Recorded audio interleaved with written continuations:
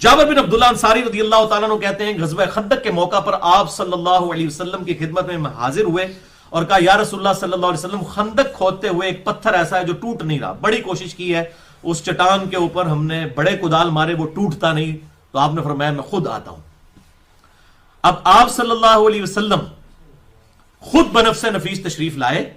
اور صحابہ کہتے ہیں کہ ہم نے دیکھا کہ آپ صلی اللہ علیہ وسلم کے پیٹ مبارک پہ پتھر بھوک کی وجہ سے تھے، بندھے ہوئے پتھر بندھے ہوئے تھے تاکہ پیٹ کو سہارا ہو جائے۔ آپ صلی اللہ علیہ وسلم نے ایک کدال ماری اور وہ پوری چٹان ریت کی طرح ایسے بیٹھ گئی، یہ معجزہ ہی ہے۔ اور پھر وہاں پر حضرت جابر ابن عبداللہ کہتے ہیں میں نے جب حضور کی عادت دیکھی تو میں نے آپ صلی اللہ علیہ وسلم کے لیے ارادہ کیا کہ آپ کو میں کھانا کھلاؤں گھر جا کے، اور صحابہ کہتے ہیں 3 دن کا فاقہ تھا آپ صلی اللہ علیہ وسلم اور باقی اصحاب پہ، 3 دن کا فاقہ۔ کہتے ہیں میں ابھی بیوی کے پاس آیا، میں نے کہا کچھ ہے اناج؟ انہوں نے کہا کہ 1 سا جو ہے 2.5 کلو، صرف 2.5 کلو جو، تو میں اس کو پیس دیتی ہوں، اس کا آٹا گوندھ لیتے ہیں، ایک چھوٹا سا بکری کا بچہ بھی موجود ہے اسے ذبح کر لیتے ہیں، تو آپ صلی اللہ علیہ وسلم کے ساتھ کوئی 5-6 بندے آ جائیں تو ان کے لیے کھانا ہو جائے گا۔ ظاہر ہے اب 2.5 کلو اگر جو ہے وہ آٹا گوندا جائے گا اس سے کتنے لوگ کھانا کھا لیں، اور ایک بکری کا بچہ۔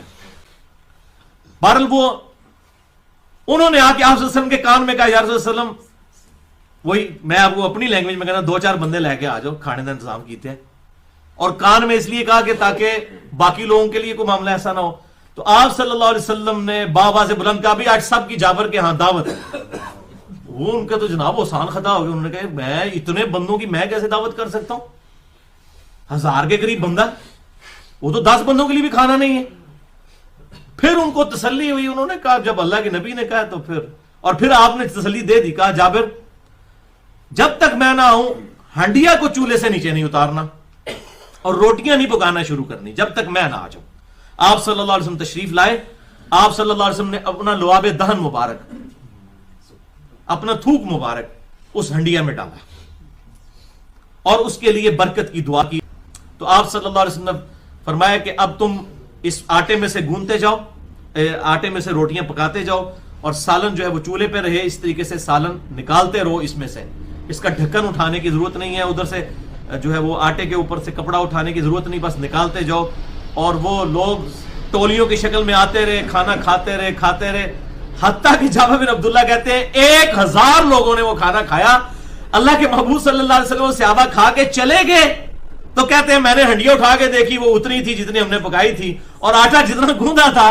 وہ اتنا ہی تھا۔ یعنی دعوت تو انہوں نے کی تھی، اللہ کے نبی صلی اللہ علیہ وسلم کی معجزے کی برکت سے سب کے سب لوگ کھا گئے، اور ان کے کھانے میں سے بھی کوئی کمی نہیں ہوئی۔ اب اس سے یہ بات پتہ چلی کہ یہ سب کے سب جو آپ کا فقر تھا نا، آپ کا وہ اختیاری تھا۔ اگر اللہ کے حضور دعا کرتے تو یہ سارے معاملات آپ کے لیے کھل جاتے، یہ فقر اختیاری تھا۔ تو یہ الحمدللہ 1000 لوگوں نے وہ کھانا کھایا، اور وہ کھانا اسی طریقے سے رہا۔ صلوات بر محمد وآل محمد، اللہم صلی علی محمد وعلی آل محمد واصحاب محمد وازواج محمد وامت محمد اجمعین الی یوم الدین۔ سبحانک اللہم وبحمدک، اشہد ان لا الہ الا انت، استغفرک واتوب الیک، وما علینا الا البلاغ المبین۔ جزاکم اللہ خیرا۔